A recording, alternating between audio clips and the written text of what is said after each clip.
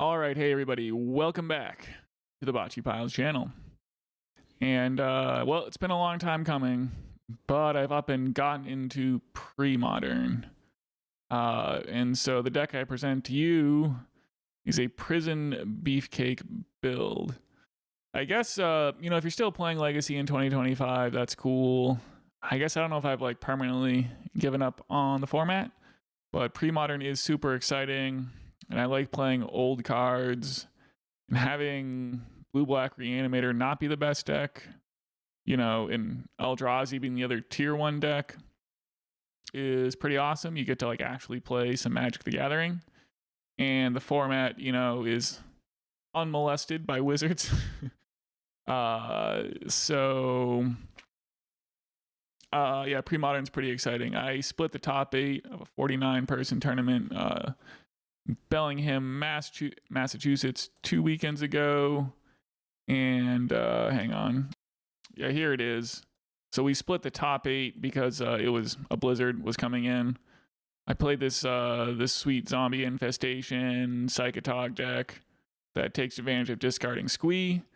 And I lost the first round, but then won 5 rounds and made it into the top 8. So that was exciting. I played Phyrexian Dreadnoughts at a small tournament in Newington, New Hampshire at Full Moon Games. I got second in that one out of 8. And I'm pretty much all in on the format now. I don't know if I'm going to get back to Legacy, but I certainly like playing these old cards. They are super sweet. And yeah, just keeping up with all the Magic releases. I mean, they're releasing Final Fantasy spoilers and the new Dragons of Tarkir or whatever it is at the same time, which is a lot to deal with. And I just want to play some sweet cards. So I don't know. This is what it is. All right. So the deck I'm playing here is my own brew on an archetype known as Beefcake, which you don't see that much, but it seems pretty sweet. So this is like a normal build, and I think what few lists are out there typically run Urnham Djinn, but this one's got the Lumbering Satyr. Urnham Djinn is like a 4/5. It gives an opponent's creature a Forest Walk. This one's a 5/4. It gives all creatures Forest Walk. Obviously, this beats harder, so that seems pretty cool. It plays like Tangle Wire, Winter Orb, Soul Lands. Well, Phyrexian Dreadnought is the best deck in the format, and I wanted to build the deck to not lose to Phyrexian Dreadnought, and I came up with this crazy prison brew. So, if you're unfamiliar with the interaction between Smokestack and Tangle Wire, the whole Stacks archetype, this is where like the name comes from. It was originally a vintage deck, and this is basically how you want to take advantage of it. And I got it written down here. But on our turn, this is how you want to resolve the triggers. You fade the Tangle Wire, and then you tap for the Tangle Wire, and then you can sack a permanent, probably one of your tapped ones, and then add a soot counter to the Smokestack. And then on your opponent's turn, you want to make them sacrifice for Smokestack first, and then tap their permanents. And so they're always kind of on the losing end of that exchange because they cannot sacrifice the permanents they've tapped where we can. And, the other thing is I just thought of how sweet Saproling Burst and Smokestack are together. I don't know if they've ever been played together before, but basically Saproling Burst makes a bazillion permanents for Smokestack, and it's also got like Blastoderm chilling in the background of the artwork. This deck already plays Blastoderm. And even without Smokestack, Saproling Burst can come in and make a whole bunch of Saprolings and deal a bunch of damage. So that's pretty cool. So the sideboard, I'm less sure about. I definitely want 4 Naturalize, 4 Ravenous Baloth, a couple Graveyard Hate cards. Masticore seems fine. And then I guess I got these 3 Sabo's Webs. I really don't know if like Sabo's Web in addition to Winter Orb is something we want. But I guess I really don't know what else I would put here. Or really, I guess our bad matchup is blue decks. And so you could play like Tsunami or Carpet of Flowers. I guess I have carpets. So maybe we'll just play Carpet of Flowers. I'm just going to make that change here. Carpet of Flowers. It is just singular. Here we go. And it's a nice Urza Saga card there, so. Okay, just bear with me, folks. Yes. Okay, hang on. Okay, I rigged it up with some Carpet of Flowers in the sideboard. So what I'm going to be doing here is just playing in the freeform queue and the tournament practice freeform queue, and indicating that I'm looking for some competitive pre-modern matches. So usually you don't play against the best decks, which would be like, you know, Dreadnought or Landstill or like Replenish. We're probably going to play against some weird stuff. But, you know, we'll see what kind of matches we get, and we'll record them for your entertainment. So we'll be back in a moment. Okay, so we have won the die roll. So we have like a turn 2 Blastoderm and Tangle Wire. I think this looks good enough to keep, and we've got some mana here. So I am going to roll with it. I mean, we're pretty far from playing these Saproling Bursts. But maybe what we'll do is, drop like a Blastoderm and then follow it up with Tangle Wire. And I think that'll buy some time to draw some cards. Now, one thing I'm unsure about is if like Tangle Wire is actually good in this deck. Like Rancor would be a card that would have a really positive interaction with Smokestack. And what are we getting here? A Llanowar Elves. Maybe it's a Beefcake mirror, but Wooded Foothills indicates it's probably just a regular old elf matchup. Anyway, I don't know if these Tangle Wires are actually good. Ooh, a Llanowar Elf. Well, there's something I would like to have out. But I guess I don't need to play it this turn. Okay, so I could play the Tangle Wire and tap my opponent down, and I play like the Llanowar Elf off the Spirit Guide. I think playing Tangle Wire next turn seems better. So, see, this is just where I'm not sure if Tangle Wire is actually good. Yeah. So I think I want to Spirit Guide out this Blastoderm. So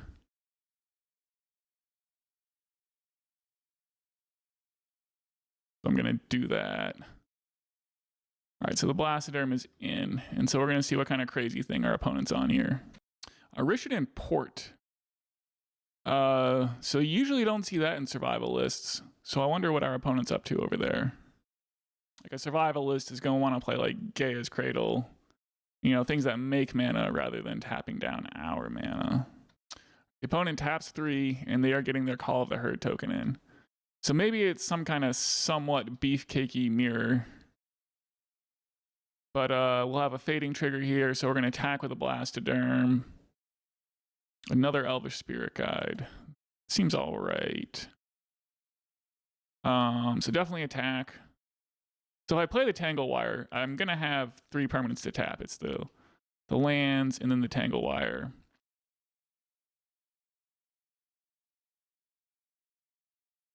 Okay. So I think I am going to do that. And then we are just like a mana shy from getting a Saproling Burst down at some point.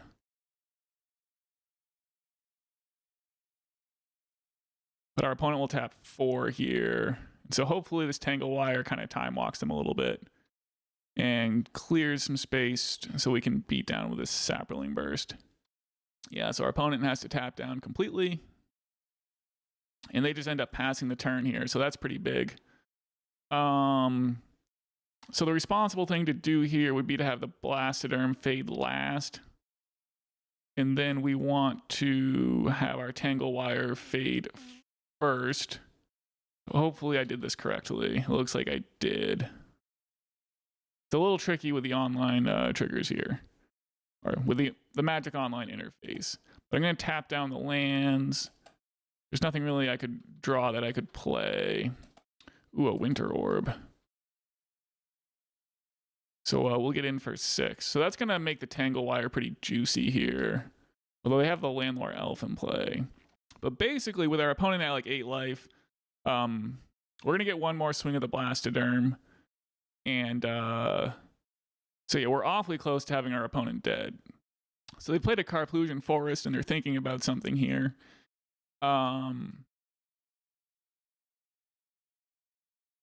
If they tap down for something, it'll be easy to play the Winter Orb. Yep. The Sylvan Library. Well, that's not going to be very good. They're going to be at 2 life. Okay, I got to stack these triggers. So, yeah, we got the Fading first. And now we will tap. And we'll have 3 mana open. Fade the Blastoderm. Another Tangle Wire. Wow. So I could get in there with a Tangle Wire. The opponent has to tap like 6 permanents. I think getting the Winter Orb out and just attacking for the extra damage here is fine. And I should be able to play the Tangle Wire next turn. And hopefully just buy time to eventually get a Saproling Burst. Or, I mean, they're going to untap 1 land and have to tap 2 permanents. They're going to be kind of stuck between the proverbial rock and the hard place here. Okay, so the opponent untaps the Richard Import. Now they unfortunately have to tap 2 more permanents. So they leave the Llanowar Elf untapped. Okay, the opponent finally resolves their Sylvan Library, goes into the main phase, and they just have their Llanowar Elves untapped. Cool. So I'm going to untap 1 land, the City of Traitors. And so what I want to, let's see. So what I want to do here is resolve the Blastoderm last. It kind of doesn't matter because the Tangle Wire can just tap itself. I guess it's down to 1 here. So I guess I'll just tap the Tangle Wire. Show me Ancient Tomb. A Wild Growth. So if I play the Tangle Wire here, I'm gonna untap. Hang on. I think I probably don't need to deploy the Tangle Wire here. What I'm gonna do is just play the Wild Growth and target the City of Traitors, and this lets the Saproling Burst come in next turn. Definitely doing this part. I suppose I could still play Tangle Wire here and then tap Tangle Wire, Llanowar Elf.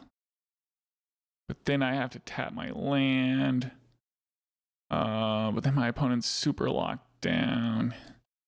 Yeah, I think I'm just going to pass here. I just don't think they can do too much that is super threatening. And Saproling Burst, I think, will win the game. All right, the opponent untaps their forest. So what's going to be bad news is if we somehow get our City of Traitors destroyed. That would be pretty game over. Well, we have a lot of runway to work with, but that would be pretty devastating. So maybe in that way, Wild Growthing the City of Traitors was an ambitious play. And City of Traitors, of course, is prone to dying. But if we just get the Saproling Burst down, we're wicked far ahead, you might say. And the combination of Saproling Burst into Tangle Wire seems absolutely devastating. So, Birds of Paradise. That is cool. Okay, so we want to trigger the Fading first on the Tangle Wire. We did it successfully. So it's got 0 counters on it. We have got our 5 mana. Here's the land finally. Doesn't do anything for us here. I'm just going to play the Saproling Burst and pass the turn. So the opponent's in a pretty precarious position. So if we make 3 Saprolings, we will have 3 3/3s, and they'll have to block all of them. The opponent untaps a forest, and so they can't really use their birds or Llanowar Elves here to do anything but block. So I feel pretty good about this. Unless they have something extremely good they can play for 3 mana. Or maybe 4 mana if they play a land. I suppose if I make 4 Saproling tokens, that leaves 3 counters on the Saproling Burst, and then it ticks down to 2. What with the opponent at 2 life, that will that should be the game. They're attacking with a Rhino, which is an elephant, which is an ambitious move. I think I'm gonna make a Saproling and block.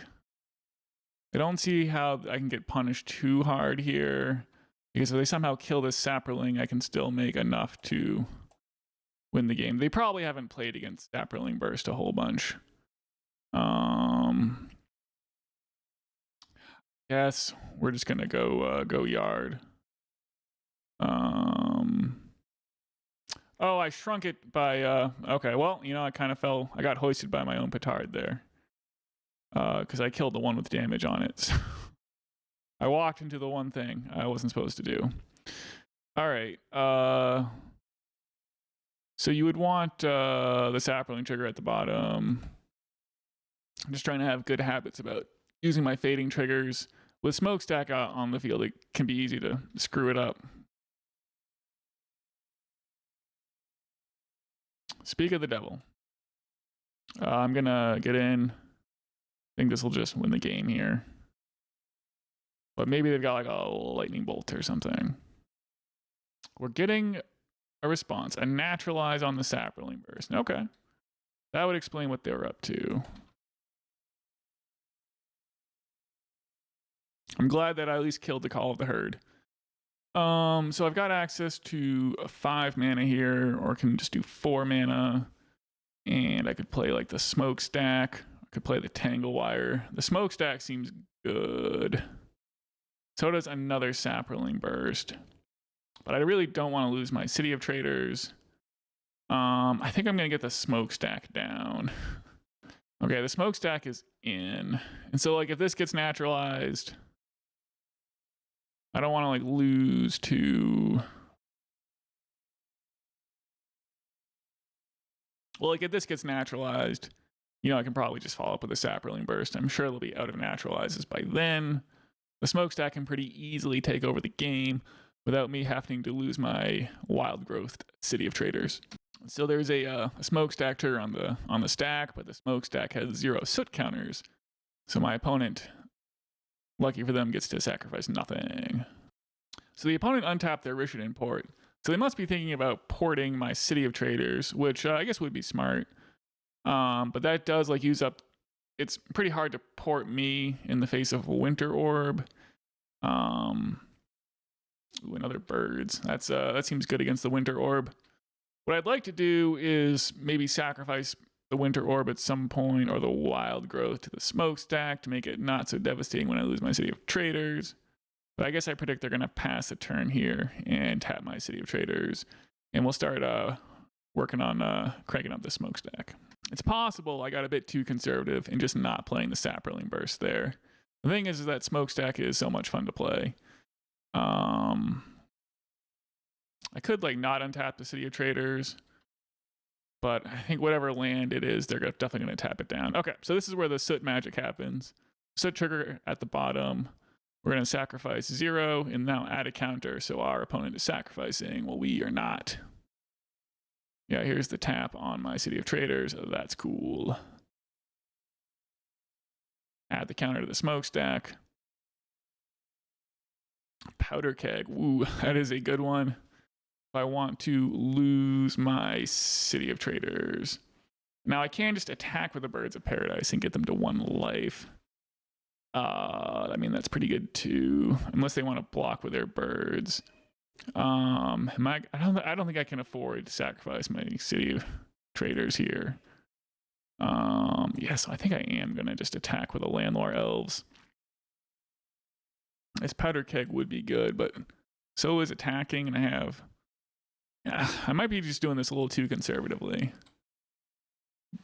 But we're also in a pretty good spot. Okay, the opponent just goes down to 1 here. I guess the thing is that Winter Orb and Smokestack are kind of a nombo. Because they can just sacrifice a tapped permanent.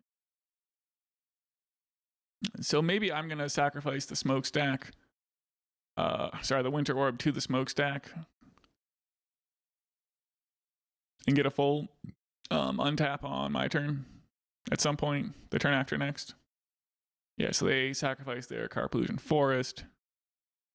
Okay, the opponent played a Treetop Village, and it seems as though we're getting some action, and it's a fire on my Llanowar Elves. Okay, that makes sense. So I guess they're gonna tap down my City of Traitors here, unfortunately. So I think maybe I will just sacrifice the wild growth that is on the City of Traitors. Is at some point I'm gonna be having to sacrifice this thing anyway. And I guess the Winter Orb is still doing some work.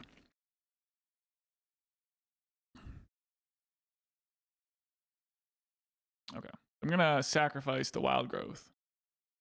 Now, do I want to somehow take this thing on up to 2? I don't think I do. Here is the port on my City of Traitors.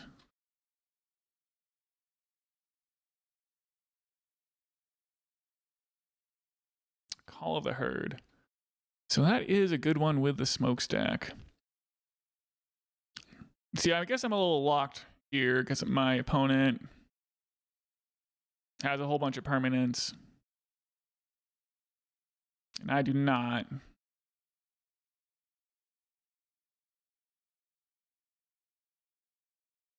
Maybe what would be smart is actually just taking up the Smokestack and kind of blowing up the world.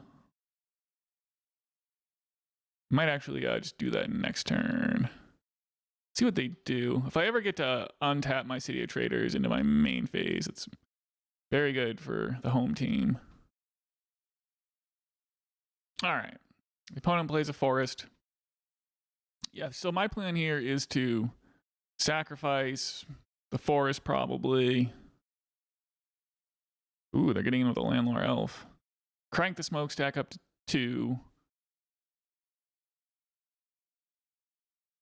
And then I can sacrifice. I'll have 2 permanents to sacrifice next turn.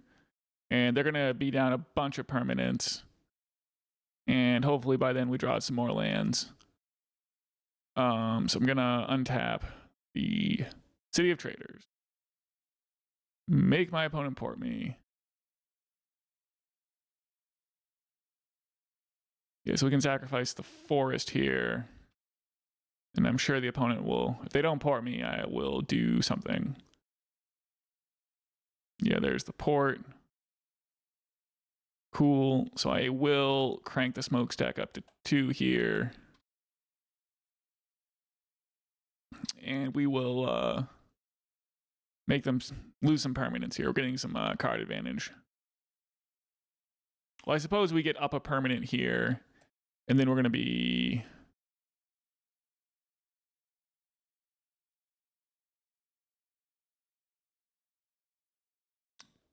I guess I'm not sure how to tally the card advantage. We'll see how it plays out.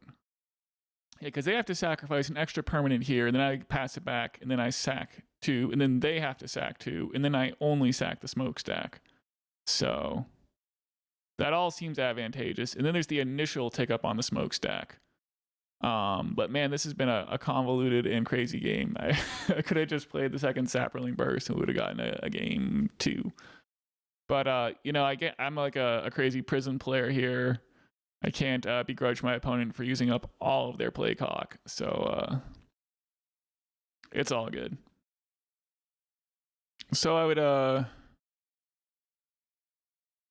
I suppose if my opponent didn't tap the City of Traitors, I could consider sacrificing the Smokestack and the Winter Orb instead of the Winter Orb and the City of Traitors. But I just don't think that is the plan. Yeah. They almost attacked with the Birds of Paradise there. I guess it's not happening. Here we... Oh, I see. They're just trying to tap for some more mana here. Cool. Okay. Oh, I can crank the Smokestack up to 3, too. Now that is some value. Okay. So we'll put this trigger on the bottom. I'm going to sacrifice 2 permanents. Crank the Smokestack up to 3. And try to fade Naturalize right here. Yeah, so I have to deploy nothing, unfortunately, but Ancient Tomb is a great follow-up. All right, we did not get naturalized. Okay, so they sacrificed the 2 elves in the city. Sorry, the 2 elves in the Sylvan Library, and I somehow foresaw them playing a City of Brass, so I could misspeak there. Or maybe the city was already in play when I said that. I'll have to go back and check the tape. It'd be crazy if I Freudian slipped that City of Brass into play.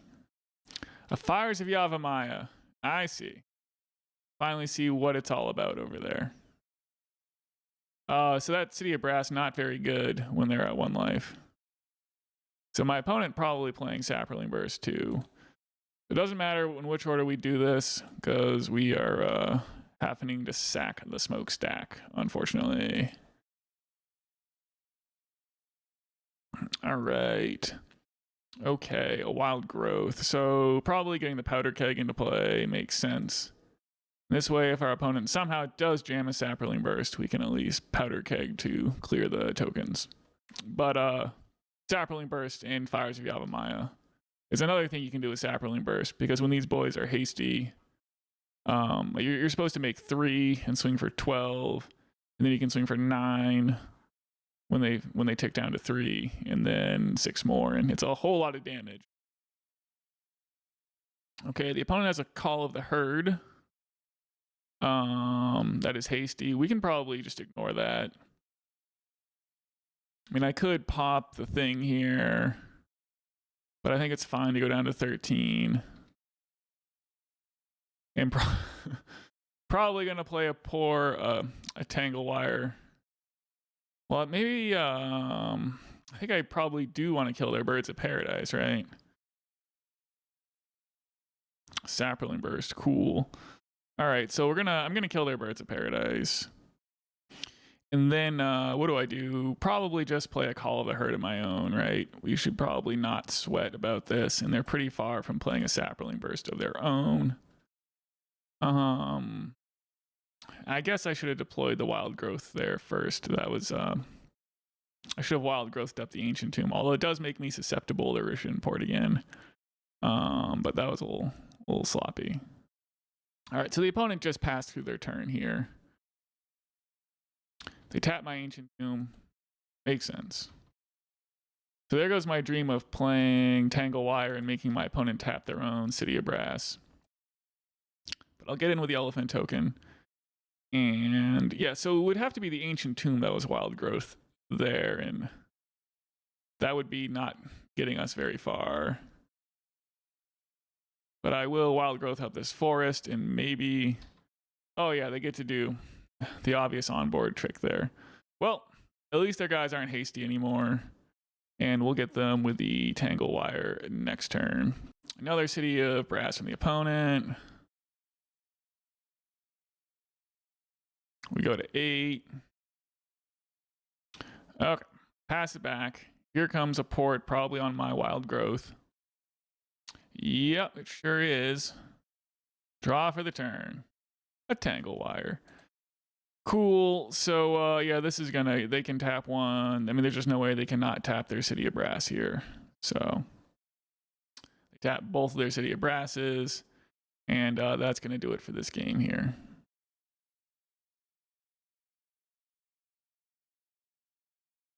Okay, so how do I want to sideboard for this crazy Fires matchup? Masticore looks pretty good. That would probably be something I want to bring in. The Tangle Wires and Smokestack, they all seem crazily good. See, I wasn't sure if Tangle Wire was good, but it seemed good there. And the only thing is that like Saproling Burst costs 5. And so maybe playing this card is a little crazy. They do need to contend with what my opponent's doing. All right, well, they just conceded, so. Ravenous Baloth is maybe something you could bring in, but I think you'd want the Blastoderm to contend with their Blastoderms. So, I'm not sure what I was going to cut for. I guess I would probably cut like a Saproling Burst. And I guess Winter Orb, where they've got all their mana elves and are on the play, would probably make sense to cut. But I'd probably just cut 2 Winter Orbs. But that is, we like instantly ran into a matchup where Sabo's Web would be good. And I really don't know if we need Carpet of Flowers. Yeah, like Winter Orb seems like a really strong game plan against like blue decks. So all right, we've paired into another match against Sparakadakado or something. All right. Well, this hand has City of Traitors and a Winter Orb, but not much else. And yeah, I think it's fine to mulligan this one. Ooh. The old Llanowar Elves into Blastoderm. I think I probably have to keep this and pray. Although maybe just going to 5. Like, what kind of 5 am I hoping for? Like, land, acceleration, like 3 mana sources, and 2 cards that do something. I think I'm going to go to 5. Well, I guess I'm keeping. At least here, anything off the top is good. And Llanowar Elves is like pretty susceptible mana acceleration. Okay. Well, we can at least play a turn 3 Saproling Burst. You'll Forest Mirror here. Okay, it looks like our opponent's on Madness. You do see like blue-green Madness play the City of Brass from time to time. So I would anticipate that is what is up. So there's no way they can daze here. Now do I want to... Yeah, I think I am going to Winter Orb off the Ancient Tomb and take the 2 damage. And that lets me have all my mana next turn. So that seems good. And now my opponent has to like decide what they want to do. And Winter Orb really a pretty good top deck there. And we'll get to drop this Saproling Burst and have some fun. I see, especially if City of Brass is their blue source. But there's a Gemstone Mine. So I have seen some Madness builds with Gemstone Mine, but I haven't seen any Madness builds with Gemstone Mine and City of Brass. And so I don't know if that means there's some funny business going on. Okay, I see. There is funny business going on. So you can play About Face with your Tireless tribe. So they're probably not playing Circular Logic for what it's worth. But we do get to slam our Saproling Burst here. So the Saproling Burst is in. We have a chump blocker for this Tireless tribe so we don't get blown out. And we're just trying to draw some more action. Treva's Ruins from the opponent. Yeah, these things are pretty ubiquitous in Premodern. The opponent taps the City of Brass and takes damage. Call of the Herd. Okay. So we do not have to worry about getting About Faced this turn. Opponent still has 4 cards in hand. So they want to attack with a Wild Mongrel. I will block. So I think we're going to make 1 Saproling here and probably crash in with it. And we are just hoping to draw something. So I guess it makes sense to untap the City of Traitors, right? I've got more City of Traitors. Yeah, I think I'll untap the City of Traitors. Ugh. So if the opponent wants to discard a whole bunch of cards, well, these draws are pretty rough. Just a lot of lands. Okay. But yeah, they could technically block and kill something with a Wild Mongrel. But yeah, just sitting back and letting my Saproling Burst fade. Don't think is good enough. The opponent is constrained on mana. And the About Face costs red. I don't think there's a way to go bonkers with Tireless Tribe without, well, and this Windswept Heath can't grab red either. The opponent deigns not to attack once again. Okay, well, I'm going to hope to draw something.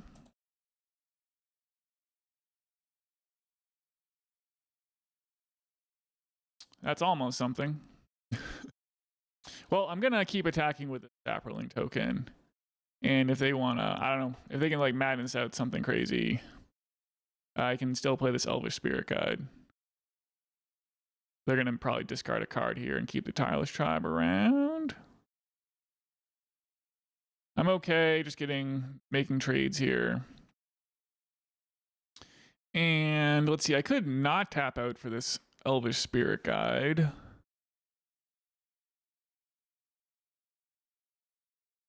Just got so much mana to work with. I am going to cast it. And then I think I'll play a forest. We still have access to 4 mana next turn. So the only thing I can cast next turn is a Saproling Burst. All right, we pass into the opponent's turn. They sure are not lacking in lands. They flash back a Call of the Herd token. And they don't attack. Cool. Yeah, they're just gonna wait us out on the Saproling Burst. Unfortunately.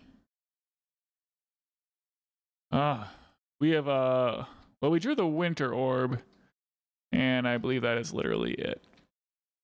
I guess we drew the Elvish Spirit Guide.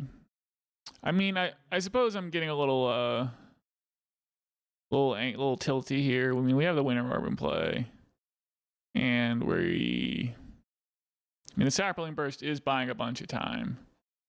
If we had just sometimes you're just not going to draw the cards. And this is definitely one of those times. Okay, the opponent's gearing up for an attack here. So I'm probably going to double block a Rhino here. I can make another 1/1. Okay, so maybe I make a 1/1 and chump block the Wild Mongrel.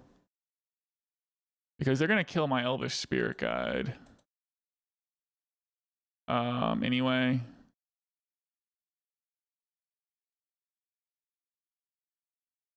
So we'll do it like this. I guess they have like a removal spell.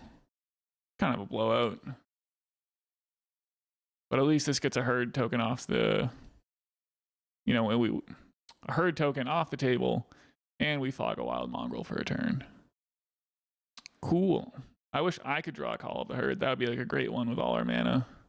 We would be right back in this game. Well, we drew another Winter Orb. So that's bad. I guess I'm just gonna pass. I could play a second Winter Orb, but hopefully the opponent puts me out of my misery here. So they can swing for 7 plus 6 is 13 if they really want to go all out.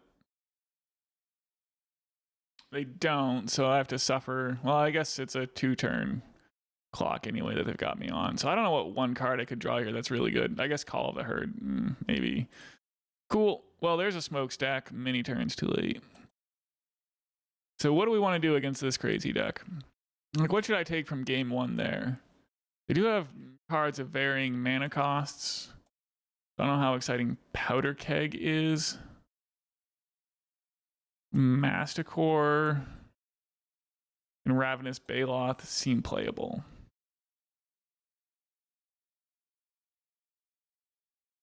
I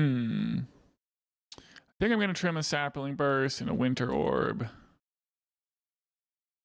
And the kegs.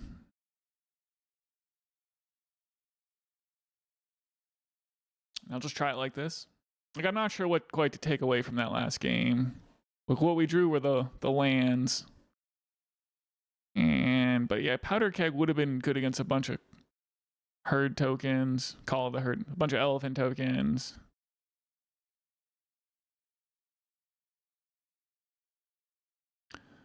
But just like we're gonna be like in a slugfest kind of matchup. Okay, we'll try again here. Ugh. Well, here's the action that I didn't draw last game. Okay. So this is probably a keep. So we Elvish Spirit Guide out the Llanowar Elves. Play Ancient Tomb. Elvish Spirit Guide out the Call of the Herd. Play Saproling Burst. But something has to be put back here.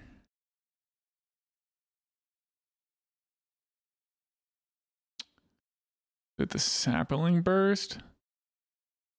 Maybe I'll just put back an Elvish Spirit Guide. And we'll just have to slow our roll a little bit.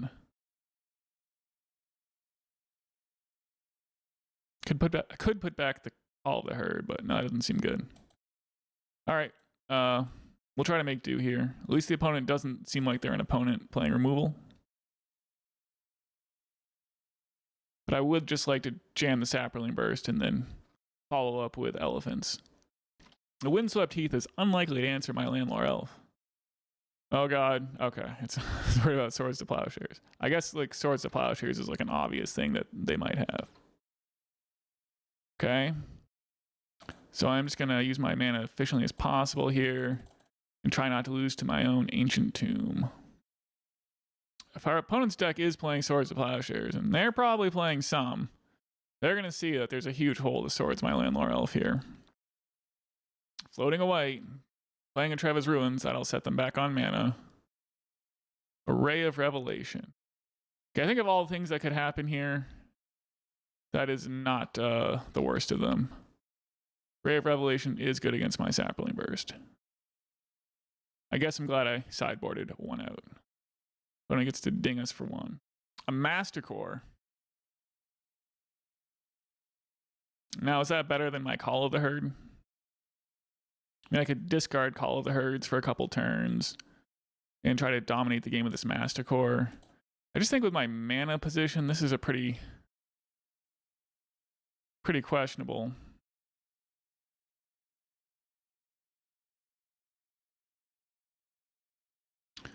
Ugh. The thing is, I'm not looking forward to flashing back the Call of the Herd off of 2 Ancient Tombs next turn. Like, maybe the thing to do here is just play the Masticore. How good is the Masticore against what they're doing? What did I sideboard out? A Powder Keg? I'm trying to remember what this could be. I'm glad it's not a Saproling Burst. This could be a Winter Orb. That would be pretty garbage too. All right, I think I just have to play a Call of the Herd here. It's just like a lot of damage to take off. We can Call of the Herd into Call of the Herd and hopefully draw one of our forests at some point here. Okay, well, they've found their Swords to Plowshares, so I guess the good news is we do have this Masticore to dink around with if mana is not forthcoming. Well, that actually works out really well to draw that City of Traitors. And this is my first time like playing Masticore.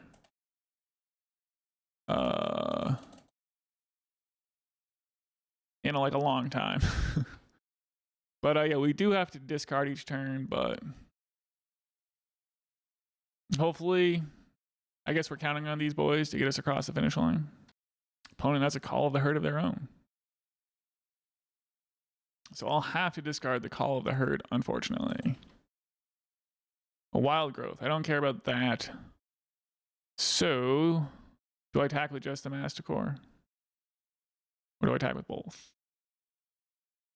We're attacking for 7. I guess we are like winning the race pretty hard here. I think I'm attacking with both. I could pick off their elephant token at the cost of going to 8. Not worth doing. Will they just Tireless try me with an about face on the backswing?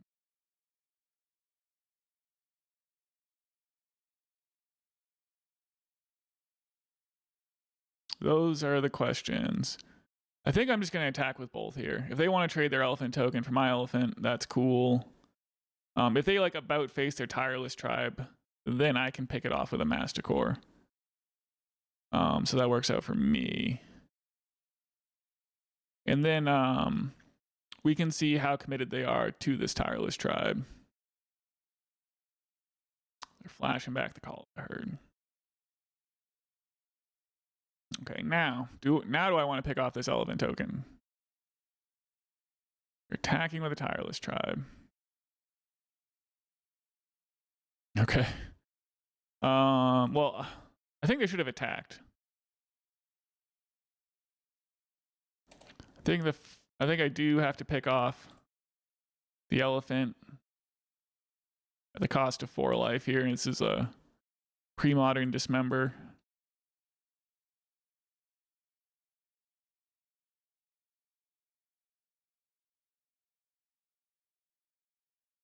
All right, so that happens. Discard Wild Growth. Call of the Herd.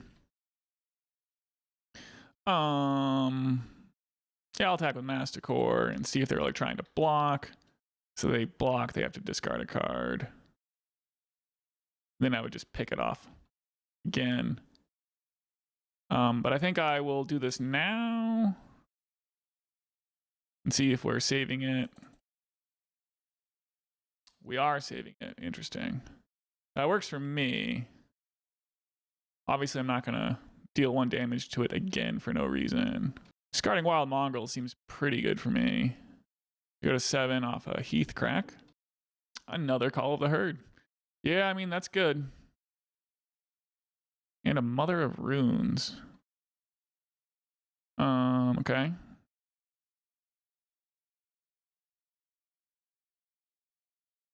So how much do I want to use my Ancient Tombs here? I've got a couple more Ancient Tomb activations.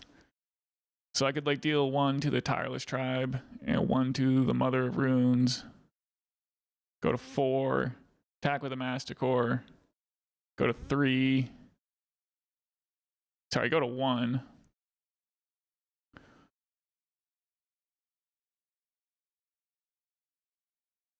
I think I at least want to deal 1 damage to the Tireless Tribe and find out if we're discarding here. So they discarded Undiscovered Paradise. So I could pick it off again. Or I could not. What do I want to do? What do I want to do? Kind of think I'm letting it go. Okay, I'm going to let it go. So I'm going to discard Call of the Herd. And a Saproling Burst. Cool. Yeah, with those forests are not forthcoming. And I'm going to attack with a Masticore. I mean, if they block, then we can just regenerate. So, I mean, that seems pretty good.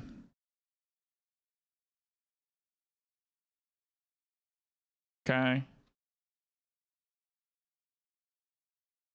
The opponent can attack for 4 here. Could pick off the elephant token. I think I need to deal 1 to the Tireless Tribe. Yes. And make them discard their last card.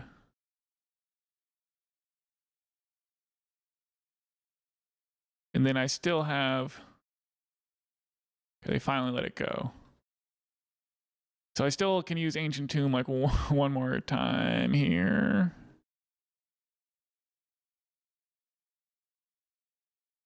Maybe I should have picked off the elephant.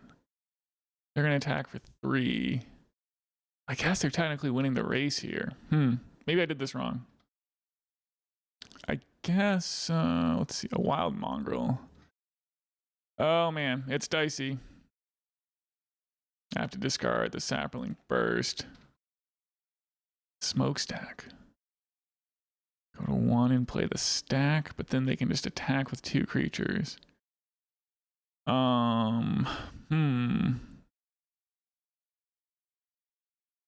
Yeah, I think my goose is cooked here. Masticore almost got it done. But man, I just cannot draw anything in this matchup to make things work. That's unfortunate. Oh yeah, I can play the Smokestack, but yeah, it's just not gonna do anything on their turn. Yeah, I think they've got me here.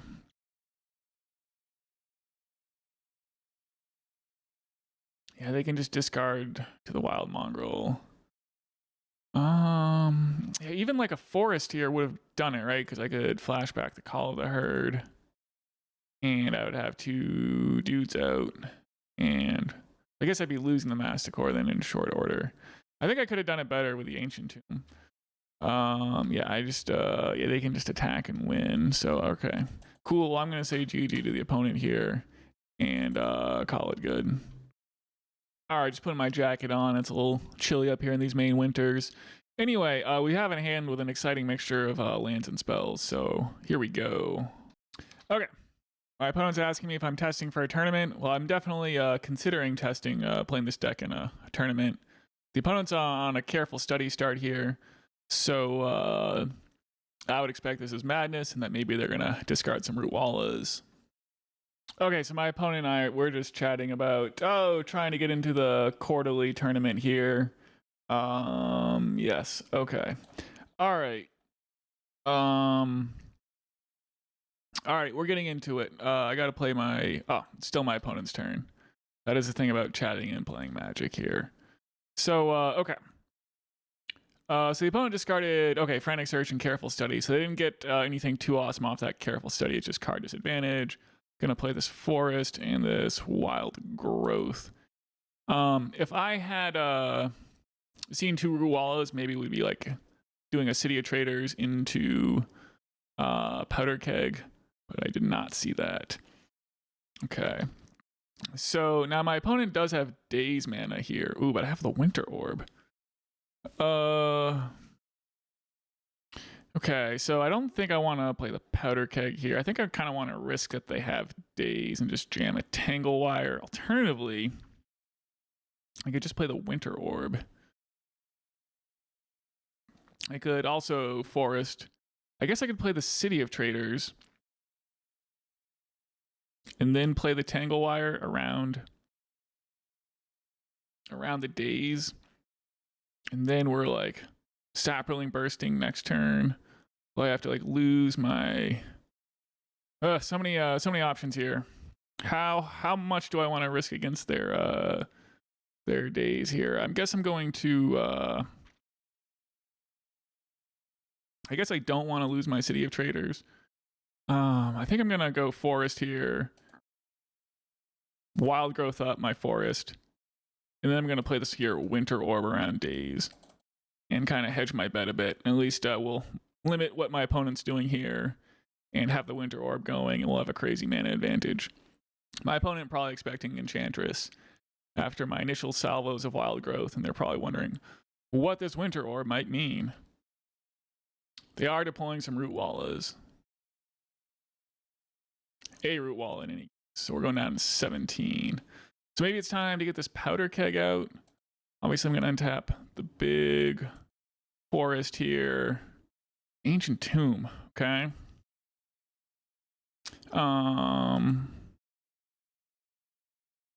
Yeah, I think I have to try the Tangle Wire first. A Daze, okay. I will pay for Daze. Okay, so they kind of reset their mana, although that gives them less permanence to tap to the wire. They're going to have to tap it down here. I guess by tapping my own Ancient Tomb, I'll end up tapping my Winter Orb. And so I guess that Daze is a pretty good play for my opponent.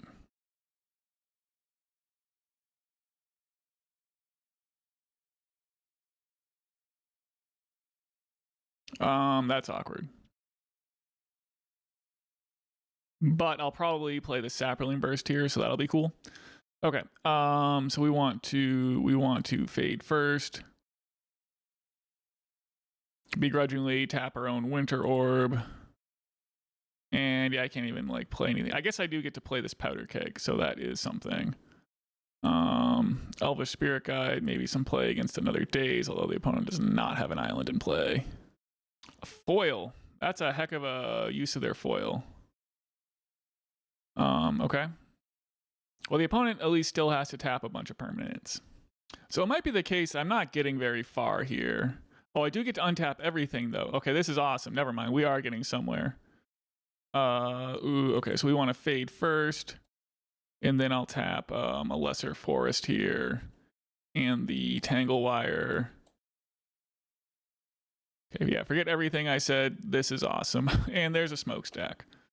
Okay, wow, I want to resolve the Smokestack. I guess I'll do this while they're tapped out, and they obviously cannot foil. Ooh, but I want the Saproling Burst too. I guess I'm getting mana here.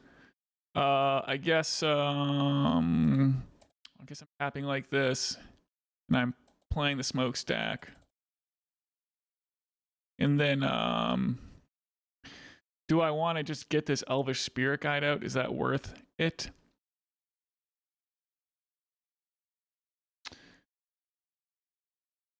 How easy? Okay, wow, the opponent can see. Okay, that makes it easy. Okay, so how do we want to sideboard against this blue-green madness deck? And Powder Keg seems like good, not great. All our stacks pieces a little bit worse on the draw. They're going to be bringing in like Naturalize. So I don't really think it's a Masticore matchup. It could be like a Ravenous Baloth matchup. I could just go in on creatures. Maybe Powder Keg is fine. Like a Powder Keg on 2 seems pretty sweet, actually. Like Winter Orb on the draw, probably less exciting. You could bring in like a couple carpets. Maybe like a couple Baloths. Saproling Burst costs like a lot.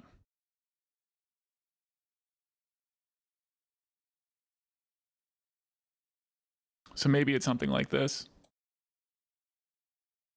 A lot of lands, or it is a lot of mana sources. They're not really gonna have removal as a blue deck for my Llanowar Elves is the thing, and the carpet might not actually even do anything. Okay, so I'll just go with 2 carpets, and I trimmed some stuff. Trimmed Winter Orb altogether. Is that smart?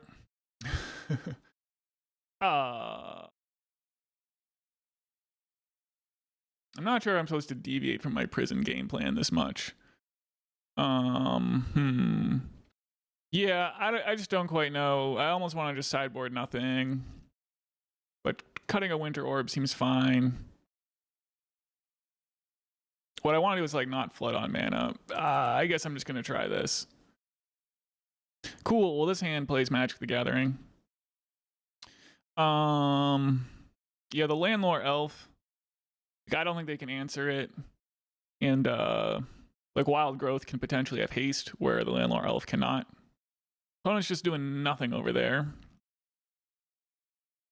Cool. So I will play this Carpet of Flowers. I probably should have deployed my Forest first here. But I guess like I can pay for days and I can't pay for Mana Leak anyway. A null. Cool. I'm glad that is how their null got spent. So that worked out pretty well. So I'm gonna play Forest. And then I want to soup up my land here. Now, do I want to burn an Elvish Spirit Guide to play Call of the Herd? I guess if this gets dazed, at least the daze is out of their hand.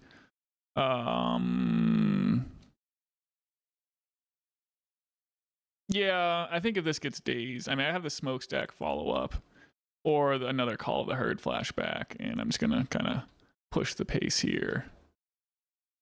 Opponent's just doing nothing over there. Okay.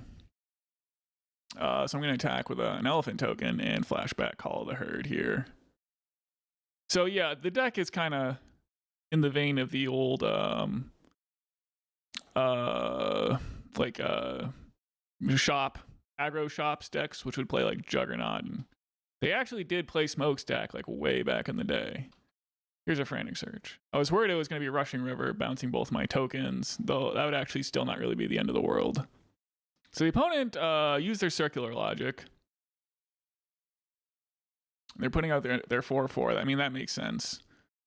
So I think the Madness opponent kind of does want to do nothing on their turn, and we just have to walk into whatever it is. So I'd like to draw another mana source. Yeah, we are going to get our Elephant's Brick Wall here. So maybe actually Call of the Herd would have been a good card to side out.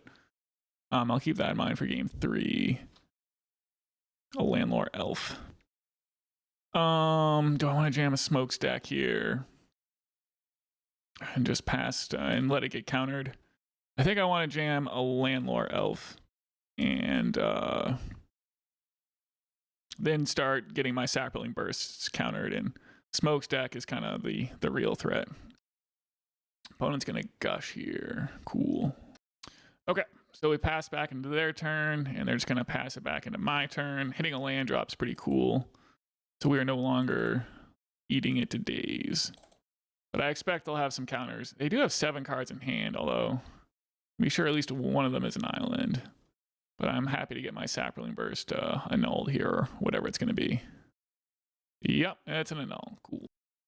Opponent looks like they're just going to be passing through their turn again. Careful study. Cool. They discard some lands. All right. Another land for the home team. Well, I will try another Saproling Burst. Hardcast Circular Logic. I do not have 8 mana to pay, unfortunately. Yeah, we're getting brick-walled by this Arrogant Wurm pretty hard. Hardcast Arrogant Wurm. Okay, well, we have a window to play the Smokestack. And, ooh, I'm definitely going to do this double block here because these worms are elephant tokens not doing much. Yeah, I will play the Smokestack. I guess I'll leave the elves untapped. I guess yeah, we'll just kind of do it like this here. Cool. Our opponent lost their connection for a second there, but we're back into their turn. So the big question here is, like, do they have some kind of Naturalize or something for my Smokestack? They're looking for probably an answer here with a careful study. Another Arrogant Wurm, that I'm okay with. I can deal with Arrogant Wurm. All right, you know, I'm happy to trade. And if they don't attack, well, I'll maybe take this Powder Keg up to 5. Well, my opponent has been connecting and disconnecting here a couple times. So hopefully they come back here. Well, I feel like maybe they're not coming back. It's sad. I mean, they could have the 2 mana for Naturalize here. We're just never going to know. And I mean, we could also just like top deck something else if this does get naturalized. And oh, it looks like they're back. All right, well, my opponent up and conceded, so I'm going to say that they did not find the Naturalize. No, okay, they lost the game due to inaction is what happened there. Okay, so maybe they did. And, okay, well, another Call of the Herd is an okay draw. It's hard for us to attack through their Arrogant Worms. But we would be buying a bunch of time. Maybe like Tangle Wire into Winter Orb taps them down for a while. And we do find another Smokestack, so yeah, I mean, that looked okay. I mean, our opponent would need to get a lot going to kill us, and we had okay looking top decks. Cool. Okay, here we go. Round 4. I mean, this is a hand that plays Magic the Gathering. Okay, so I'm gonna Wild Growth up my forest here. I could Spirit Guide out another Wild Growth. Well, I could always do that next turn. The risk in double Wild Growthing would be that a Thermokarst or a land destruction spell would be absolutely devastating. Okay, so the opponent's playing a Birds of Paradise. And we drew another Elvish Spirit Guide. So Winter Orb doesn't really affect my opponent on this turn cycle at any rate. So it seems pretty clear that I should play a Blastoderm this turn. And that is just what I'm going to do. All right, the opponent plays a Reflecting Pool. So I would assume that my opponent's doing survival things. So we are a little light for action on our end, unfortunately. But we can deploy the Elvish Spirit Guide. I could play the Winter Orb. But I don't think it's too likely they like do anything on my end step. I think I'll keep that a surprise. Ooh, they're doing something here. A counter spell. Okay, so the Winter Orb. I'm happy to trade for that counter spell. The Winter Orb still doesn't do anything. With them only tapping 1 land there, so I'm hoping they spend some mana on something here and that we can get them good with the Warb. At the beginning of each upkeep, untap all creatures and lands. Well, that sure shuts off my my Winter Orb ambitions, huh?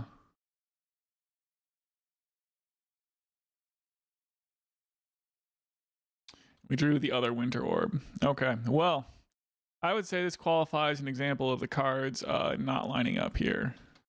I've literally never seen this card played before. All right, they are just passing it back. Now we do get one more swing here out of the Blastoderm. But a lot of my stuff does not do much against what my opponent is packing. But I suppose I may as well get this Powder Keg out. Powder Keg is in. I guess maybe they use this Awakening to make like a huge Decree of Justice during their upkeep. That would be a worthwhile thing to do with this mana. Play a City of Brass though, and that's it. So the Blastoderm is donezo.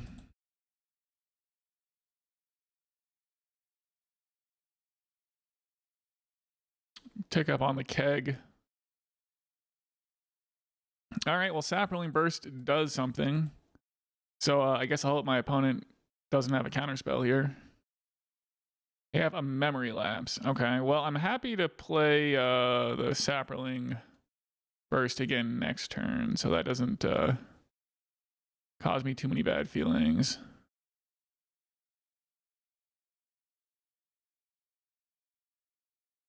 I am going to keep just cranking up the keg, at least a 2.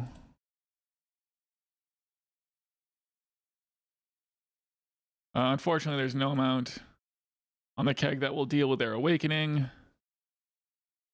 Maybe I should have actually... I don't know what creatures my opponent could be playing.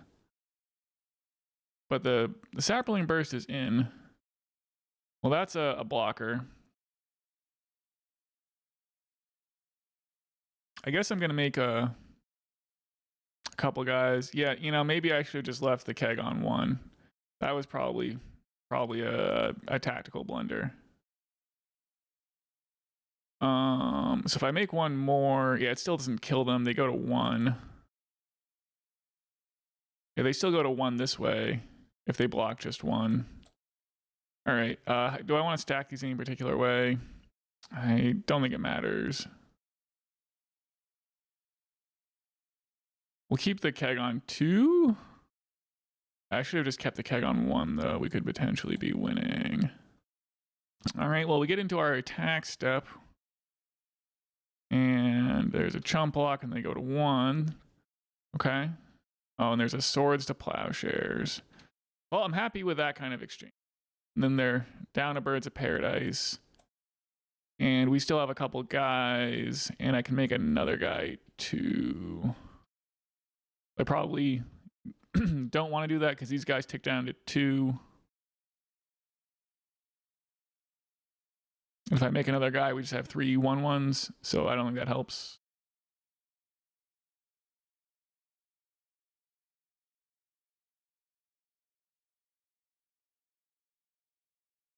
So I'm keeping the Powder Keg on 2.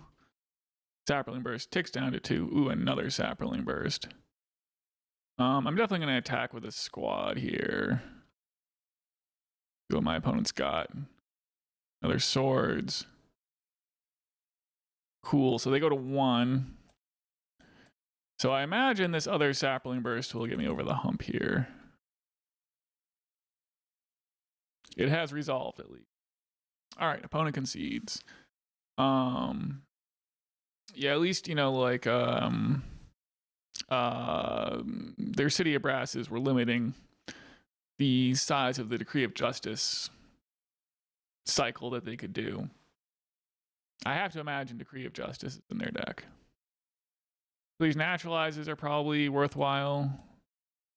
They're like a Swords to Plowshares deck, so Call the Herd doesn't seem like one I want to sideboard out. They play some Birds of Paradise, but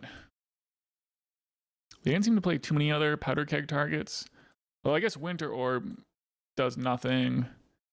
And Tangle Wire seems extremely sus against their whole strat.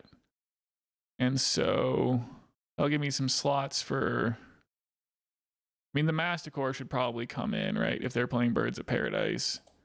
And then we can just have some Ravenous Baloth as additional beaters. The Powder Keg did seem weak. So maybe 2 Powder Kegs is fine. And then Masticore can pick off some birds, and so can, you know, Powder Keg.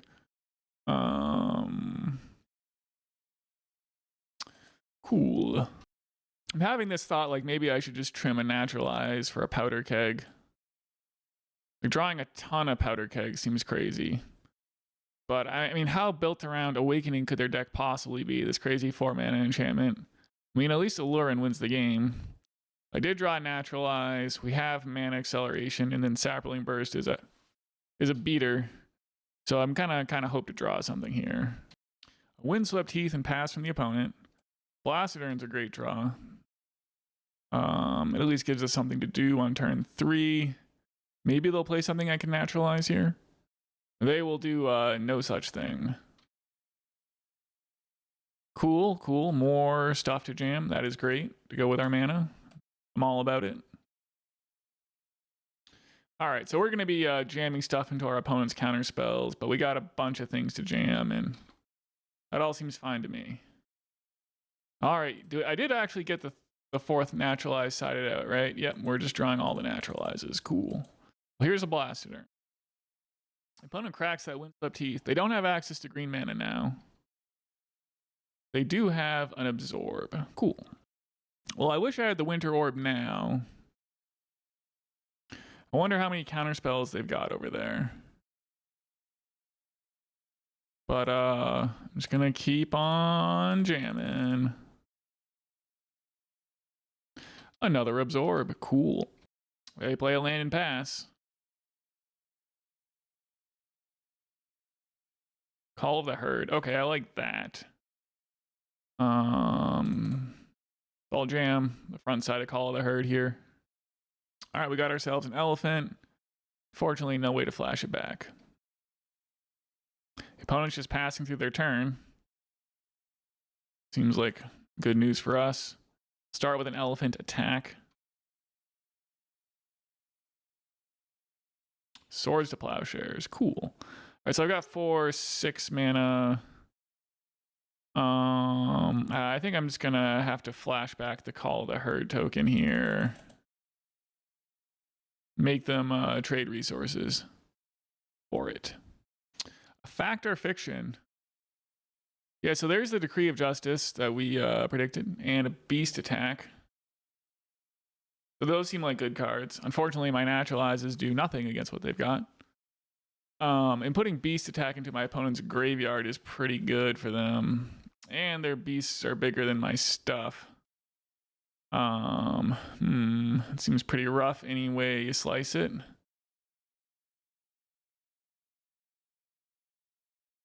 So I could put like Decree of Justice here. Basically, you know, your opponent plays Fact or Fiction and you lose the game. EOTFOF. You lose. EOTFOF LOL. Fact or Fiction is a good one. I mean, I think unfortunately I just have to do this, right? Because I could put like Beast Attack up top and maybe this Flooded Strand. And they just take the Decree pile. Maybe I actually do it this way because they can only flash back the Beast Attack once this way. Yeah, I guess that'll have to do. And hopefully they take the Decree pile. They took the Beast Attack. All right, yeah, I guess Beast Attack being an instant here is real good. So Winter Orbs are going to have to come back in. I have a better idea of what's going on now. They are just going to be a little counterspell. Okay, Ravenous Baloth. I mean, that's a pretty good one. You can actually Ravenous Baloth into Saproling Burst. But they've got like a lot of life thanks to those absorbs. They just let it happen. All right, well, I don't think I want to get my Saproling Burst countered here. Maybe I should just be playing it anyway. All right. There's a Beast Attack. And they are just going to be passing it back, presumably holding up the Beast Attack. Yeah, it's just not a very good spot any way you slice it. Yeah, so this eats up a counterspell, playing, I guess, out the other Ancient Tomb. I could attack my Ravenous Baloth into their beast, but I really don't know to what end that would accomplish anything. So they crack their fetch for another plains. And here is another beast attack. So Powder Keg is good against their army of tokens. So what I need to do is like fade then the Awakening and hope my prison elements are good. I don't know what to do here. I think I'm just gonna take it, although I'm really not winning the race. Trading doesn't really seem great either. Yuck. I can attack with a Ravenous Baloth. And then play out an Elvish Spirit Guide. All right, they're going to Swords my Baloth. I guess I might as well sacrifice it to itself. I mean, I gain 4 life either way, but this way it's in my graveyard in case I draw Nimble Mongoose. Which, of course, is not in my deck. The good news is this game is almost over. I guess there's no reason not to play my Llanowar Elves there. I guess I just wasn't really thinking about what I was doing. But we will do a double block here. So we'll get to probably keep a Spirit Guide, go to 7. All right, the opponent's tapping a bunch of mana and making some angels. I can't remember how many Powder Kegs are in my deck. I think I guess I have to play this out. Yeah, so I still have 3 Powder Kegs, it looks like. But I can block the beast and sack it to gain life and pray to draw a Powder Keg and that it resolves as well. So it's a block. And I just have to sacrifice it to itself. And we are going to be at 3 life. Okay, we did not draw Powder Keg. Cool. Well, the good news is that we won game 1. I mean, Awakening does seem pretty powerful there, so that's cool. And yeah, like I don't know how many Naturalizes I'm supposed to have in. Not many, it would seem. So the opponent's playing beast attacks. But Call of the Herd is good against their removal, and it's like just beast attack that I have to worry about. So, but Masticore can definitely come out. And then, so we need a couple more cuts. I mean, I probably do want these Tangle Wires in, especially on the play. Maybe I can just make do without Ravenous Baloth. So this is just the original configuration.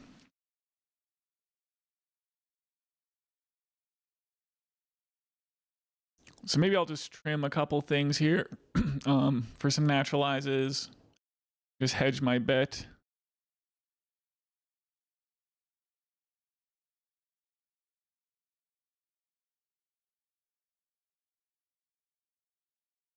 Maybe it's okay to like trim a Call of the Herd. Kind of want like the 4th Winter Orb and maybe like 3 Powder Kegs is enough. Okay, I guess I'm gonna try this. If the opponent's tokens aren't nearly as bad if we're executing on our game plan. Okay, I think this hand has enough going on. Okay, so what I can do here is Forest, Elvish Spirit Guide, to Wild Growth the Forest. Yeah, and then play Llanowar Elves and Wild Growth, and then we get our Smokestack down.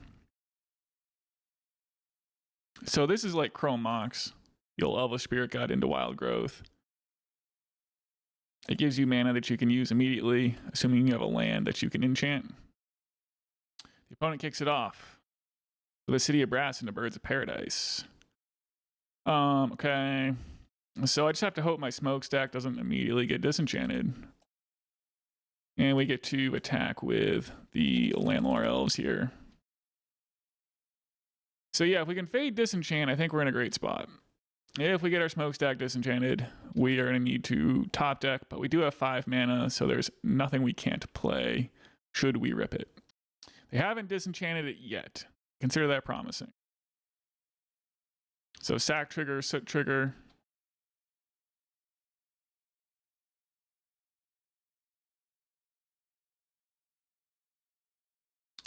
I guess I'm going to attack with a Llanowar Elf here.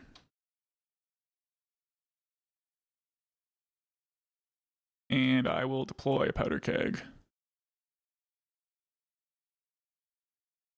And I'll pass the turn.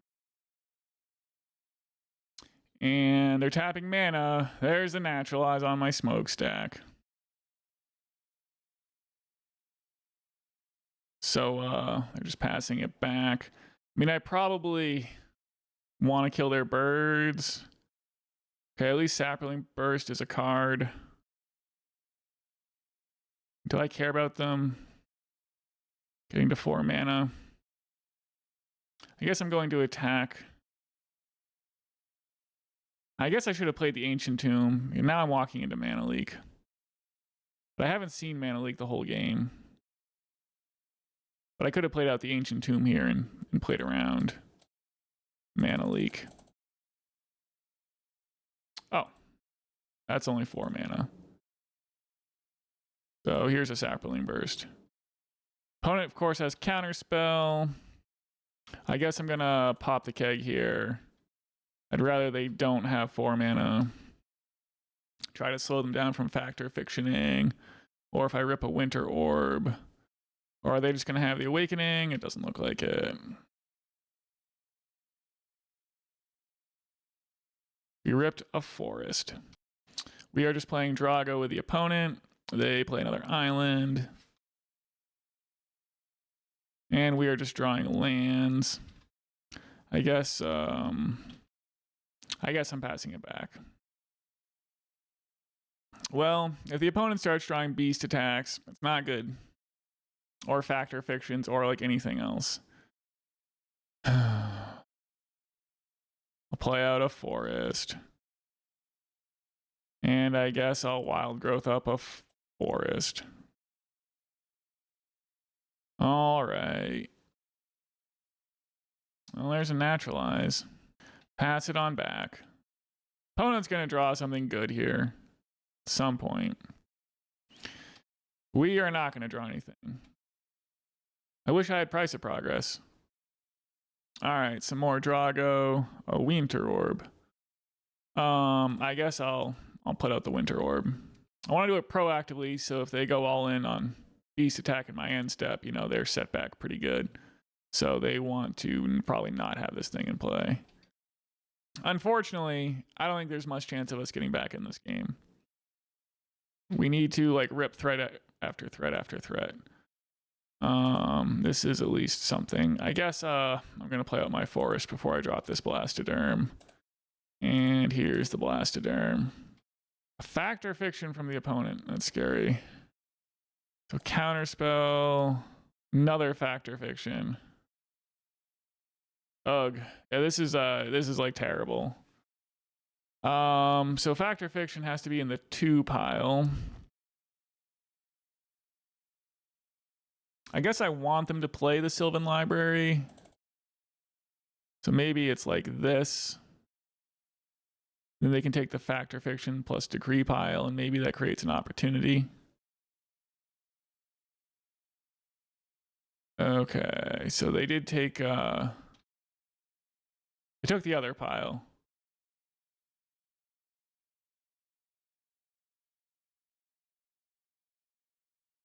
No, okay, yeah, they took the Counterspell plus Sylvan Library pile here. Cool. So hopefully I'll get to Naturalize their Sylvan Library. Yeah, there's a Sylvan Library. I guess I'm doing this now.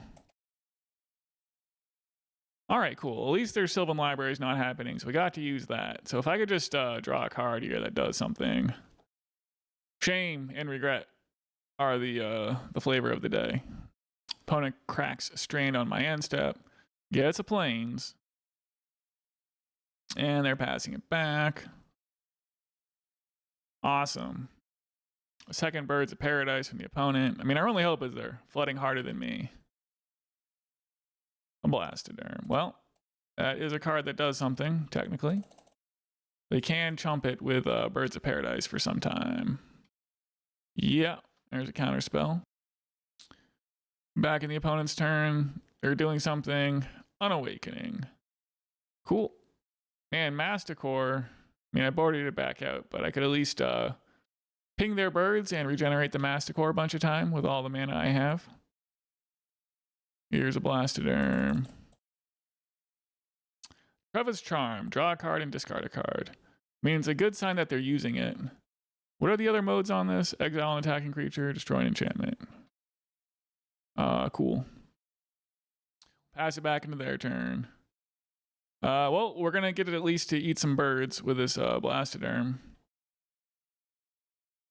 We fade the Blastoderm down to 2. Draw yet another land. Yeah, and there is the predictable Blastoderm block. Well, maybe I should have brought in Masticore over something like Powder Keg, because like Masticore could decimate their board in this kind of position. Like if they play out some beast token, I make infinite mana and scorch their beasts. So that actually is something I should have done. Yep. But a lot of my cards are bad here. The Saproling Burst, Tangle Wires. It's like only Smokestack that potentially does anything. And I mean, this can definitely be naturalized. Smokestack is in for now. I guess I want this Blastoderm on defense. They're just passing the turn.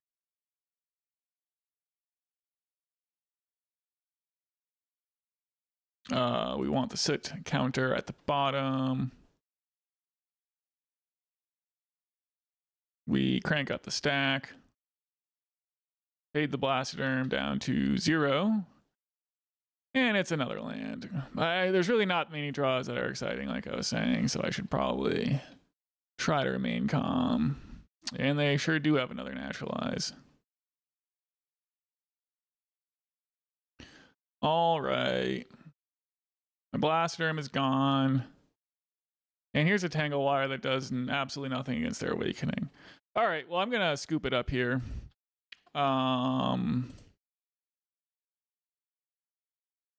Yeah, it's hard to, it's a tricky spot where if I don't get them like under lockdown, then there's not a whole lot I can do. Because my cards get real bad if they make it into the late game. So, I mean, I can't remember what kind of opener I had there. Yeah, it was the Wild Growth. Yeah. Well, we got it down the quick Smokestack, but they had the Naturalize. It was like the only card in their deck. But they probably do have 4 of them post board, so yeah, we had like a shot there. But I think my opponent's deck actually seems pretty good. If they can just survive the early game, they have like an unbeatable late game. So I like what my opponent was doing there. That was cool. Like they're not overly dependent on their Awakening, and then they've got like those Birds of Paradise, and so I mean you could bolt their birds, but that doesn't stop them from like the answers. I mean, like Swords to Plowshares, I guess, could take out like a beast token, but they have multiple beast tokens or decree tokens. So yeah, that was all pretty cool.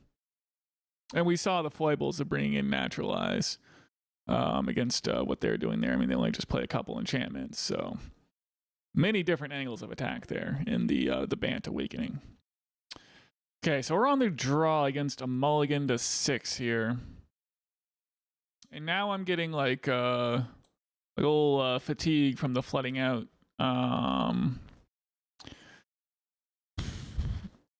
See, this hand lacks acceleration. It draws like any kind of mana though. I mean, it's pretty slow against a lot of stuff. I mean, it depends on how good these Calls of the Herd are. I don't know. I'm just like excited to have a hand with some action in it, and I have to assume I can draw mana. A Treetop Village from the opponent. Cool. Usually, well, I guess, okay, well, City of Traitors is a great draw, so that's a promising start. I guess Treetop Village could mean a lot of things. Like maybe it's some kind of Oath of Druids deck, or like you see it in Madness or the Rock. Hopefully it's a matchup where Winter Orb does something. They didn't immediately Mox Diamond us, so that's cool. Okay, so this is probably black-green Tempting Wurm.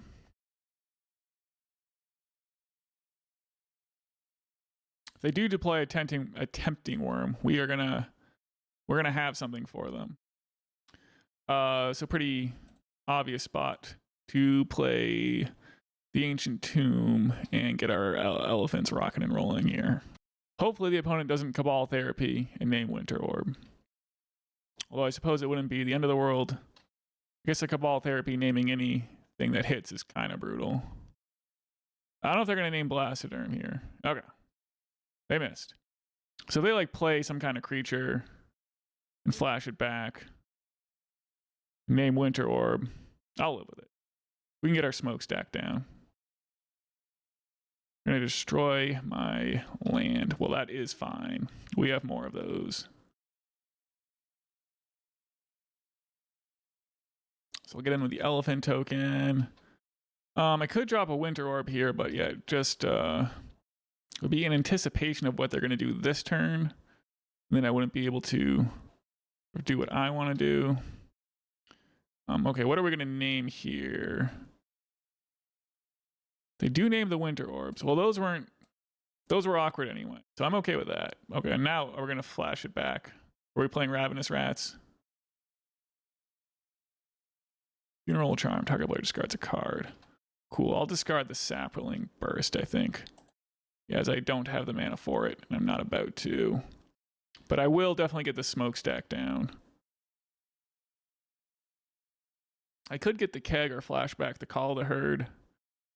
The Smokestack seems pretty good. I'm not gonna lie. Yeah, I think this is pretty instrumental to my game plan. We'll maybe take some damage from the rack here. What I'd like to do is, okay, they just concede. It's just flashback Call of the Herd if they don't do anything to disrupt my hand further. Cool. Okay, yeah, this is what I believe my opponent's playing. So there's a couple targets for Naturalize. They're going to bring in some Naturalize. So what do I want here? Masticore. I guess like some Naturalizes for their Sylvan Library. Or the racks are pretty much all they've got. So Powder Keg does seem reasonable. I think it might be the old just sideboard nothing. I mean, is the Keg better than Naturalize? It does hit Sylvan Library. They're probably not going to have a ton of creatures in play. Keg is also a permanent though. Yeah, I think I'm just gonna put it out there. Maybe the Keg like eats a Naturalize from my opponent, and then I get to not have my Smokestack naturalized. All right, yeah, this hand looks pretty awesome. Cool. Duress from my opponent. We'll have a pretty easy decision to make between one of my two Saproling Bursts. And so obviously we're going to play a Llanowar Elves on one here. Could do this Wild Growth instead though, but no, the Wild Growth has haste. So I'll definitely get out the Llanowar Elves. And if this gets destroyed, I'll probably just play Call of the Herd. Phyrexian Furnace, I don't think I care about that. But I guess it does stop me from flashing back the Call of the Herd here, so that's good. For my opponent. So this being the situation, do I want to do something different here than just get my Call of the Herd? There's no way. See, I can tap the Llanowar Elves to put Wild Growth on the land. I guess I can get both my lands Wild Growthed and still play Call of the Herd. But I could also maybe could play Ancient Tomb. That only gets me to 4 mana. All right.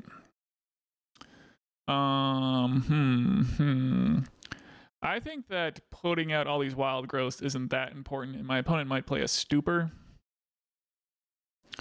So with that in mind, I think I am just going to Wild Growth up a land. And I guess they get to have my Call of the Herd. Well, I guess I haven't very effectively played around Stupor here. So I get my Elephant token. What is the 3-mana play? All right. Drawing. My trademark draw this tournament is the Forest. Attack with the Elephant. I do wish to trade. Makes sense. And I'm just going to play the Saproling Burst here while the getting is good. I think there's no I think I did it again here, where there's no reason why I shouldn't have Wild Growthed something. Yeah, so there goes my Saproling Burst, and I'm in this familiar position where I've got a handful of mana sources and no action. And there's my signature draw. Cool. Well, I will enchant my Forest and attack with this Llanowar Elf. And I guess I'll throw the Ancient Tomb out there. I really have all the mana that I need. We're getting eaten up by the Phyrexian Furnace. Okay. This is not bad. So we can just call the herd and flash it back without giving up the priority. Do I want to take 2? I don't think so. Not worth having an untapped Llanowar Elf. So that's something. There's a Call the Herd flashback for our opponent. Yeah, that makes sense. A Winter Orb. Okay, well that's something. That'll keep my opponent down for a little bit. And yeah, I mean, I think I just trade the elephants here. Like, I don't have like a Powder Keg exchange that isn't going to destroy my own elephants also. So we've limited our opponent's mana a little bit here. Yeah, Wasteland's totally cool. Even if I draw a Call of the Herd, yeah, I can double elephant again. Here's a Powder Keg. I will get in for 1. And yeah, this is definitely, I think, worth having in play. Because if they play the rack or any kind of discard, or pretty obviously want, like, Tempting Wurm would be a pretty big beater here. Naturalize on my Winter Orb. Okay. So they can flash back their Call of the Herd token here. Okay, they're gonna draw a card and eat my Winter Orb. I guess I'm gonna keep this on 0. Just keep my options somewhat flexible. There's another Wild Growth. And I guess I'm gonna...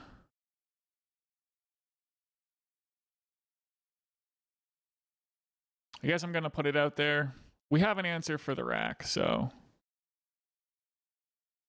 Sylvan Library. They're at low-ish life. Ravenous Rat's not going to do a lot.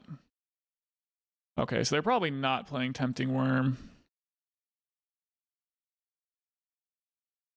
Ooh, this is a spicy one.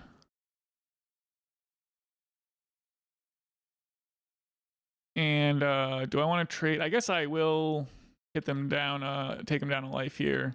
I like this trade because then they cannot block the Blastoderm with the Ravenous Rats. I don't think the opponent plays too many Diabolic Edicts. This Tempting... Okay, well, they have the Tempting Wurm and the Ravenous Rats. Cool. Man, I wish this Powder Keg was on 2 right now. I guess I just have to chill here. I don't want to make this trade. Can't believe I drew the Forest. That is my that's my trademark draw. There are 12 of them in the deck. And there's Naturalize on my Powder Keg. That's good timing for my opponent. All right, I guess I have to trade here. And we got my other signature draw here, Wild Growth. Well, now I kind of have to worry about the rack. I kind of have all the mana I need. Her flat. Call the Herd token for the opponent. Cool. Cool, there's the return of my signature draw. Yeah, we're going down to 17. At least we still have a high life total. Opponent's likely to do something soon here, though. Ravenous Rats. Well, I have cards to discard to that. So come on, deck, show me something. A lot of our draws are good here. Powder Keg, Winter Orb, or another forest. It's also a good one. A Treetop Village. I mean, that's a pretty good one here. Another Call of the Herd token. They're at 3 life. Man, if I could just rip, like, I'd really like to draw like almost anything here. Well, at least it wasn't a forest. And yeah, they can attack for 10, so we are dead. More than 10 with their Treetop Village. Yeah, they are gonna get in for a solid 13 here. Lucky number 13. Cool. So I don't know if I'm playing too much mana. Maybe I am. Well, we're almost the wrap up section here, so we'll get into it then. Man, in these late games where I'm just not drawing anything, Masticore could definitely deal with some Call of the Herd tokens. Is there some way, like maybe like Elvish Spirit Guide, having this be like an action spell? That's something I could afford to cut. Just try to get a little more action in the deck. Like, do I want Naturalize? That seems pretty weak. You get in these late game situations where we just have all kind of mana and we just need a little more juice. So maybe Masticore will be okay. Cool. All right, well, I'm gonna keep. And I guess I need to not put back a forest. I guess it's one of the Call of the Herds. It's a pretty good one here, though. No, I probably should have just put back a Winter Orb. On the play, it's not going to be that great. Here's a Cabal Therapy. Okay, they did miss, so that's nice.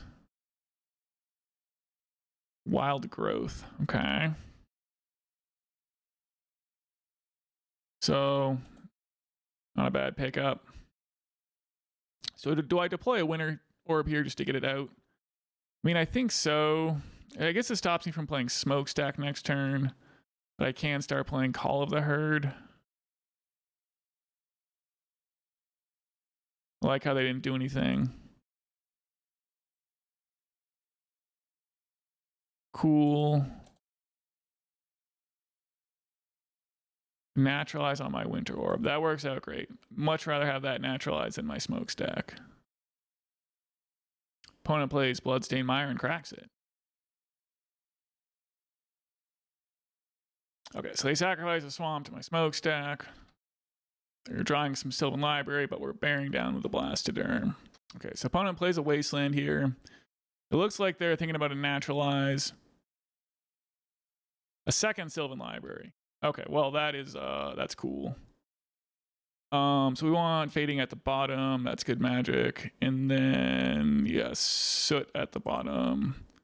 So yeah, we're gonna sack a forest.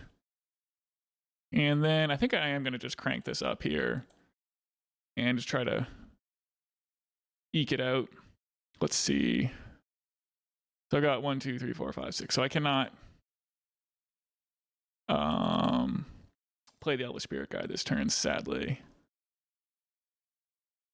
But I'm just gonna try to ride the permanence I have here. And yeah, not have things go too long. The opponent thought about something in my end step there, but then they didn't do it.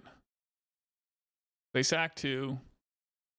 Yeah, if I get to untap here and play the Elvish Spirit Guide, seems like we'll be in a good spot.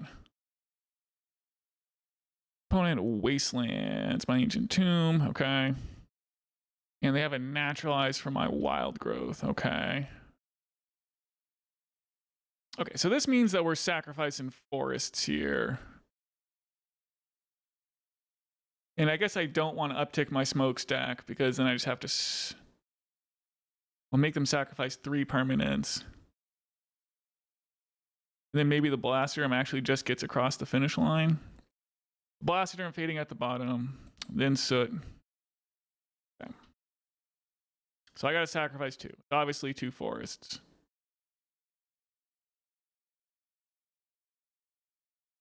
Now if I crank up, they have to sacrifice 3 permanents.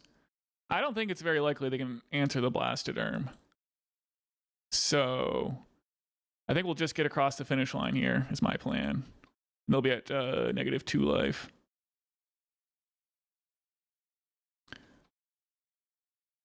If they do answer one of my creatures, that's going to be bad news. Or if they somehow get a blocker down.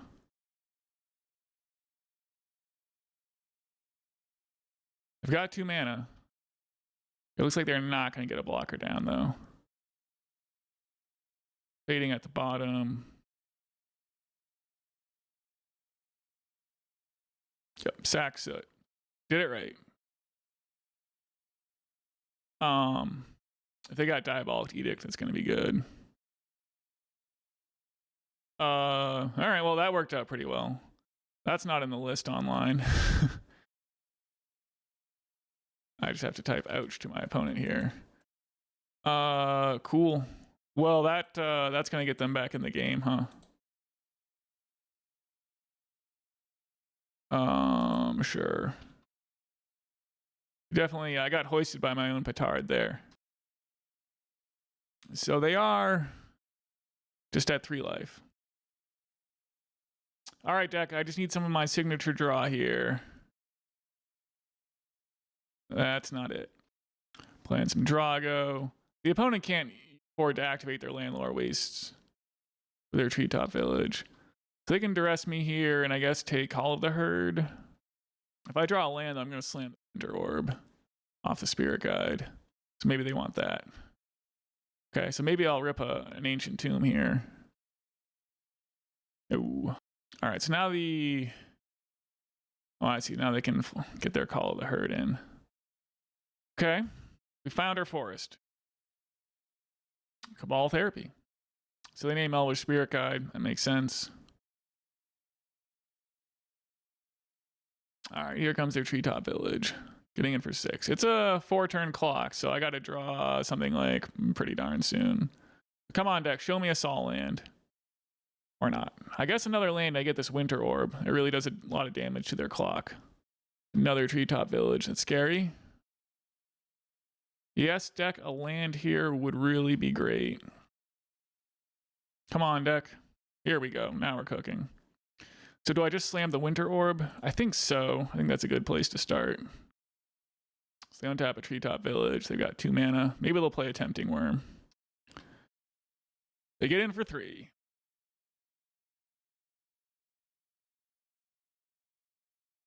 Cool. They get to play a Call of the Herd. Opponent is going to animate their Treetop Village. They're going to be super tapped down here, but I suppose they get me down to 2 life. So I'll block their Elephant. Dang.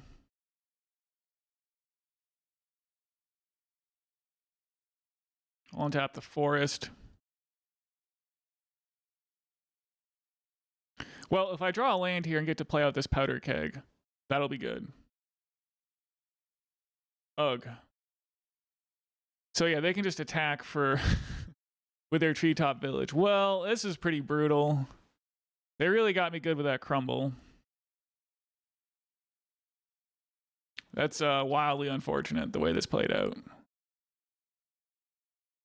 Yeah, cool. They sacrifice their Bloodstained Mire and activate their Treetop Village, and they get to get in. We are donezo.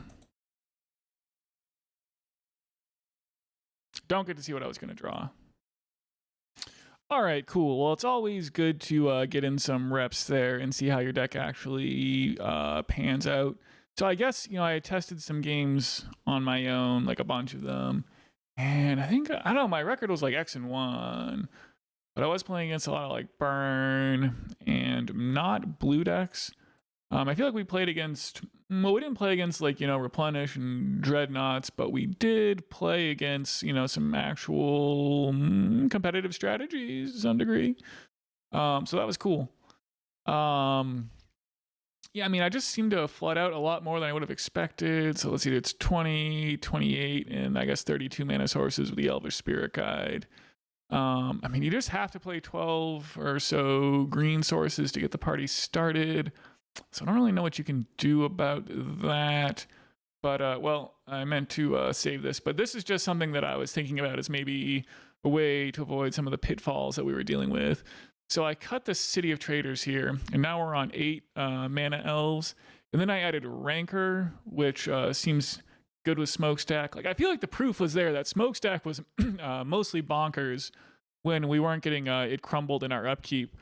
But I mean, we kind of had to go all in on the Smokestack, blowing up the world there. We kind of got ourselves in an awkward position because I believe we were drawing nothing but forests for a while there. It all blends together.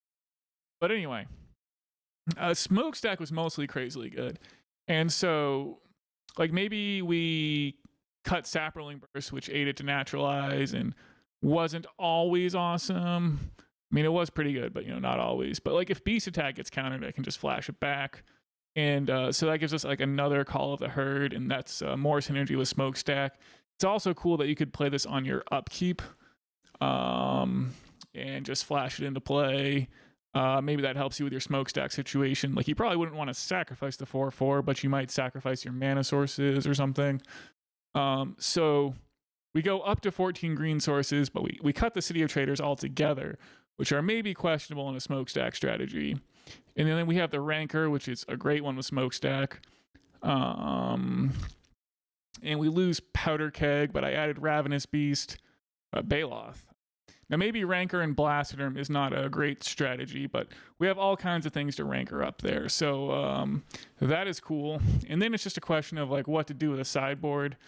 I don't really think Carpet of Flowers is what we need, but what do we need is a good question. Like Compost, there's probably room for something like that. I mean, I'm still unclear if I'm supposed to run like Sabo's Web when I already have Winter Orb, but I mean, Winter Orb or Sabo's Web would have been good against that last matchup that we played. The drawing a card, like, maybe it's just worth it to upgrade your Winter Orb into Sabo's Webs in the matchups where that's relevant.